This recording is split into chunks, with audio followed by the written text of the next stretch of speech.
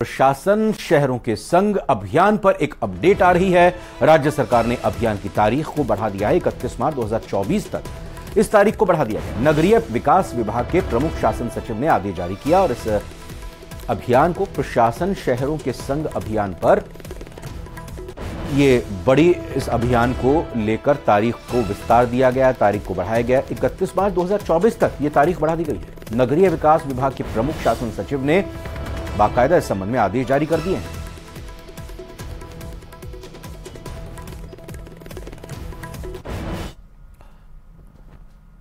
1 अक्टूबर से प्रदेश में पेट्रोल पंपों पर फिर से हड़ताल की समस्या का सामना करना पड़ सकता है। राजस्थान पेट्रोलियम डीलर्स एसोसिएशन ने 5 सूत्रीय मांगे पूरी न होने पर और राज्य सरकार पर वादा खिलाफी का आरोप लगाते हुए 1 अक्टूबर को सुबह 6 बजे से शाम 6 बजे तक पेट्रोल पंप बंद रखने की घोषणा की है। साथ ही 2 अक्टूबर से पूरे राजस्थान में पेट्रोल पंपों पर हड़ताल करने का ऐलान किया है।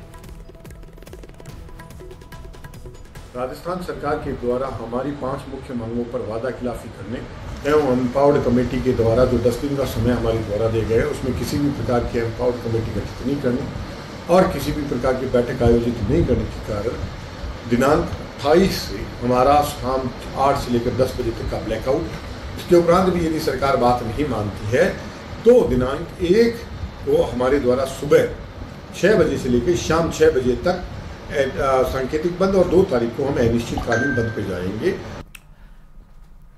प्रवीण सिंह, शुरुआत ब्रेकिंग न्यूज से करते हैं। इस वक्त की बड़ी खबर, 2000 रुपए के नोट बदलने की तारीख बढ़ा दी गई है। RBI reserve bank of India ने नोट 2000 के जमा करके बदलवाने की तारीख को बढ़ा दिया है। यह बढ़ी हुई तारीख 7 अक्टूबर है, यानी आप 7 अक्टूबर तक, एक हफ्ता और है आपके पास, 7 अक्टूबर तक 2000 के नोट अगर अभी भी बदलना भूल गए हैं या समय नहीं निकाल पाए हैं तो आपके पास 7 अक्टूबर तक का एक हफ्ते का और समय। 7 अक्टूबर तक 2000 रुपए के नोट बदले जा सकते हैं। कुल मिलाकर जितने भी आरबीआई की तरफ से 2000 के नोट जारी किए गए थे उनमें से 96%, 96% 2000 के नोट जमा हो चुके हैं, वापस आ चुके हैं। 4% अभी नोट बचे हुए हैं 2000 के। अब ये 4% नोट माना जा रहा है कि अब इनके लिए जो एक हफ्ते का वक्त बढ़ाया गया, 7 अक्टूबर तक की तारीख बढ़ाई गई है। इस दौरान ये बाकी 4% 2000 के नोट वापस आरबीआई में आ जाएंगे, बैंकों में जमा हो जाएंगे। और इसी लिहाज से क्योंकि कुछ लोग जमा नहीं कर पाए हैं, वापस नहीं कर पाए हैं, बदलवा नहीं पाए हैं, तो ये अब वक्त एक हफ्ते का और दिया गया है।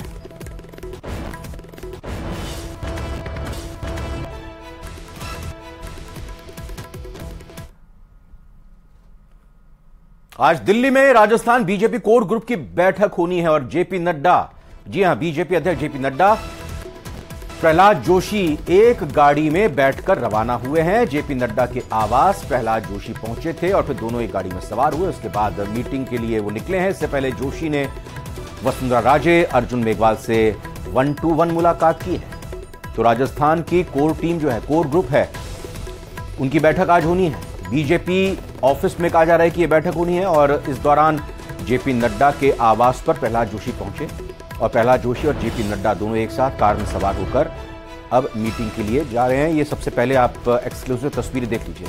इसी गाड़ी में सवार होकर, इसी काफिले में सवार होकर जेपी नड्डा के आवास पर प्रहलाद जोशी जब आए और फिर उसके बाद दोनों रवाना हुए हैं। मीटिंग होगी। राजस्थान के तमाम दिग्गज बीजेपी के नेता इस बैठक में शामिल होंगे। कोर ग्रुप की मीटिंग जाहिर तौर पर आगामी चुनावी रणनीतियों को लेकर ये मीटिंग अहम मानी जा रही है और इस बैठक में कई मसलों पर चर्चा होगी, न सिर्फ टिकट के वितरण को लेकर बल्कि किस तरह से बीजेपी आगे अलग अलग फेजेस में आचार संहिता लगने से पहले से लेकर आचार संहिता लगने के बाद जो चुनाव के अगर अलग अलग चरण होते हैं, चुनाव के अगर एक चरण से ज्यादा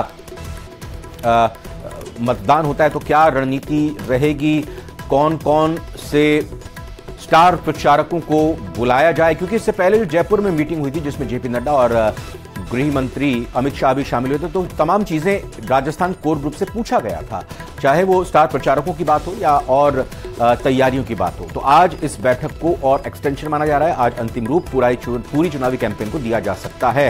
लखवीर सिंह शेखावत इस खबर पर लगातार नजर बनाए हुए हमारे साथ जुड़ चुके हैं। लखवीर, जेपी नड्डा और प्रहलाद जोशी दोनों एक कार में सवार होकर अब निकल पड़े हैं बैठक स्थल तक। देखिए रविंद्र, आज का दिन काफी महत्वपूर्ण, क्योंकि कल केंद्रीय चुनाव समिति की बैठक से पहले तमाम प्रदेश कोर ग्रुप के सदस्य आज राष्ट्रीय राजधानी में हैं और फाइनल एक्सरसाइज में जुटे हुए हैं, क्योंकि जो नाम कल चुनाव समिति में पेश होंगे उससे पहले फाइनल टच दिया जा रहा है सूची को। महत्वपूर्ण बात यह है कि केंद्रीय चुनाव प्रदेश के जो चुनाव प्रभारी हैं प्रहलाद जोशी, उनके आवास पर पहले अर्जुन राम मेघवाल ने करीब 3 घंटे तक 1 to 1 उनसे संवाद किया। उसके बाद वसुंधरा राजे उनके घर आई, घंटे भर का करीब संवाद हुआ होगा। इसी बीच प्रहलाद जोशी अपने आवास से निकलकर अचानक पहुंचे जेपी नड्डा के आवास पर। जेपी नड्डा के आवास पर पहुंचते ही वो उनके साथ तुरंत गाड़ी में बैठकर रवाना हो गए। अब ये सूचना मिल रही है कि किसी अज्ञात जगह पर बैठक होगी, क्योंकि इस बैठक को काफी गोपनीय भारतीय जनता पार्टी रखना चाहती है और सीपी जोशी भी अपने आवास से निकल चुके हैं। हालांकि ये बैठक कहाँ होनी है फिलहाल ये कुछ तय नहीं हुआ है, लेकिन तमाम बड़े नेता निकल गए हैं, जबकि वसुंधरा राजे जो हैं वो प्रहलाद जोशी के आवास पर पहुंची थी और वो अभी भी उनके आवास पर ही मौजूद हैं।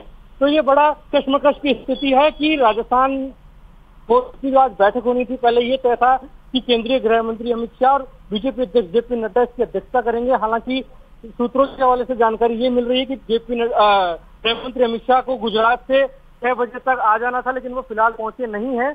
ऐसे में जेपी नड्डा राजस्थान के नेताओं के साथ अज्ञात जगह पर फिलहाल बैठक कर रही है। ये बड़ी जानकारी है, क्योंकि प्रहलाद जोशी वसुंधरा राजे से जारी संवाद के बीच में गए जेपी नड्डा के आवास पर, फिर उनके आवास से दोनों एक गाड़ी में सवार होकर निकले हैं और अभी किसी तीसरी जगह पर संवाद हो रहा है। मतलब साफ है कि राजस्थान में किसी प्रकार की कोई कमी छोड़ना नहीं चाहता संगठन और काफी गोपनीय रखना चाहता है, क्योंकि लगातार हमने देखा कि राजस्थान में भारतीय जनता पार्टी चाहे पर्दे के पीछे ही सही लेकिन गुटबाजी से जूझ रही है।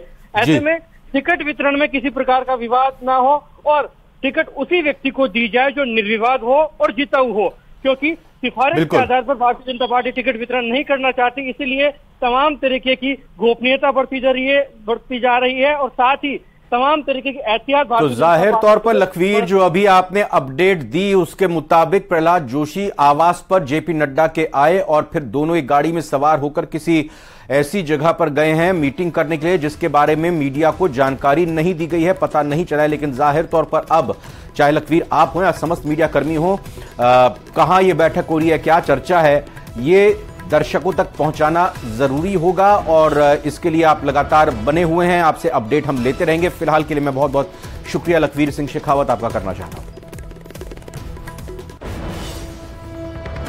भरतपुर के कुम्हेर कांड में आज 31 साल के बाद फैसला आया है। 9 लोगों को उम्र कैद की सजा सुनाई गई है। 31 साल बाद यह फैसला आया है कुम्हेर कांड में।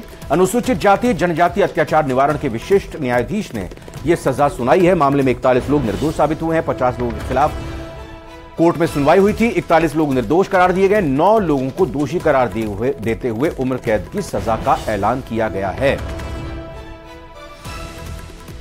तो 31 साल पहले का यह मामला जिसमें अब जाकर फैसला आया है।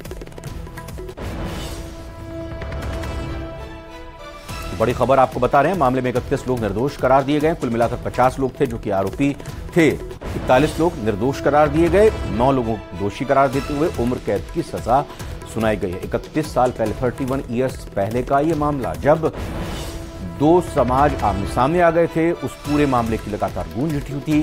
कुम्हेर कांड के रूप में ये पूरा विख्यात रहा मामला, लगातार केस चलता रहा। उसके बाद अब आज जाकर इस मामले में फैसला अदालत की तरफ से सुनाया गया है।